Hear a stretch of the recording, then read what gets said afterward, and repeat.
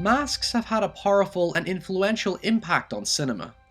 Sometimes it's the iconic look that a mask presents or the emotional response it can create that fuels our imagination.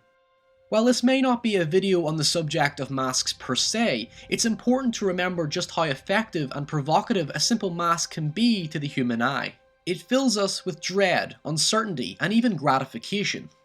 And nowhere is this more true than in one of cinema's most feared and beloved villains, Darth Vader.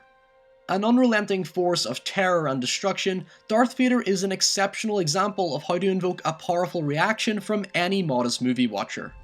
I find your lack of faith disturbing. But it isn't so much his actions that invoke us, but more so his appearance and behaviour. Villains can happily destroy the world, but it's their visual representation that takes them to a whole other level. Whether it be the subtlety of Hannibal Lecter or the visual emphasis of Darth Vader, their presence must be carried both on and off screen to make them truly memorable. But in this video, I want to focus specifically on the significance of Darth Vader and Kylo Ren. Darth Vader's terrifying presence is carried by his inhuman appearance. He's a force we can't understand because we can't empathize with his emotions.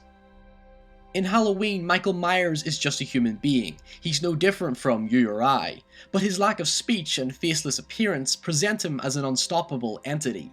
We can never see his face, so we can't generate a human connection with him. And the same goes for Darth Vader. He masks his identity behind a cold, haunting exterior. When we get shy or embarrassed, we tend to hide our faces to conceal our emotional output. When we get upset, sometimes we just put on a brave face and bottle up our emotions to avoid weakness. We don't want others to see us as weak human beings, and in the case of Darth Vader, the unsettling truth is the man behind the mask. When Darth Vader's helmet is removed, what you see is a contrast from the dark, ominous monster we've come to resent and fear. Underneath his strong, dominant exterior is a frail, vulnerable old man. It presents a shift in our emotional connection.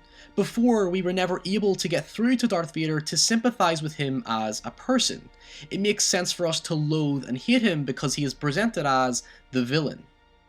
We associate this cold, dark costume with negativity and death. It's the shell that we connect with, not the person that's inside. In this scene, Darth Vader is no longer the threat. He's now a person who possesses the same human weaknesses as us. He's always been like this. His character has never changed, but our perception of him has. Usually in films and literature, it's the story that changes. It's the characters that change. But in this case, it's us that change. The audience are now a progressive part of the story. It's our understanding that grows. It's us that develop. In narrativology, there tends to be a kind of food chain for characters, showing us who is the dominant species. It tends to be the villain that appears on top because the more empowered they are, the greater the sense of drama and suspense is overall. But by the end of Star Wars, Darth Vader, who was once feared by the people, is now reduced to a lower status than the hero.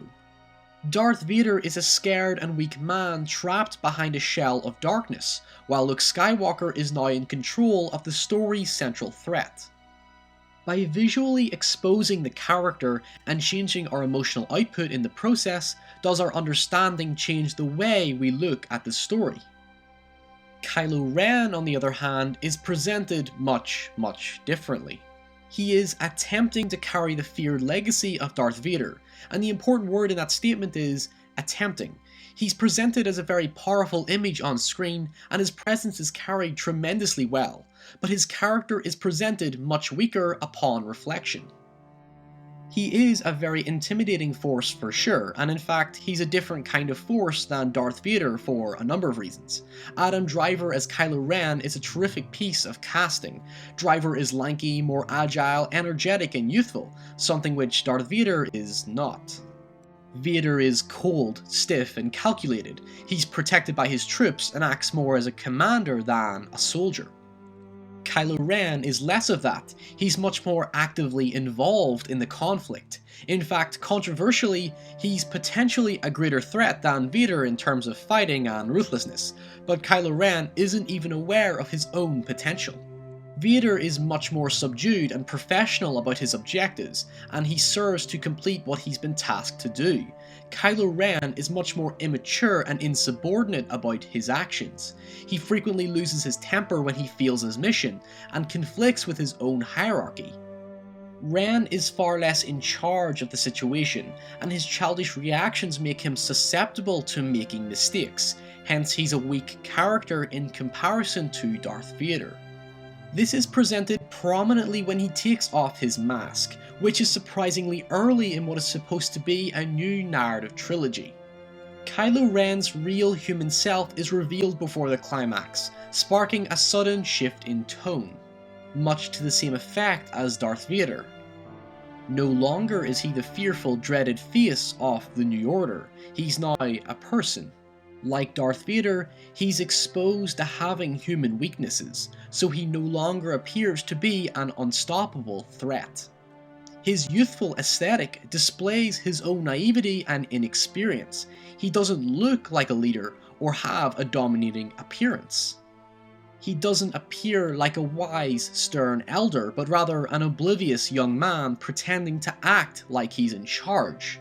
Whereas Vader takes control, Kylo Ren gradually looks less like a leader and more so a special soldier manipulated into believing he has power. The tragedy of his story is not the man that he's become, but rather the man that he is about to become. We are watching Kylo Ren's progression to evil, so unlike Darth Vader, he isn't entirely a villain yet. No matter how much we come to loathe him, there is always the sympathetic realization that Kylo Ren is being treated like a simple pawn to a much, much larger story. Hey guys, if you liked the video, make sure to comment below, and if you haven't already, please do hit that little subscribe button. We're posting a new video every Thursday. Games, movies, television shows, things that we can theorize, analyze, and discuss together. Until next time, please stay safe and good luck, because I'll see you next Thursday.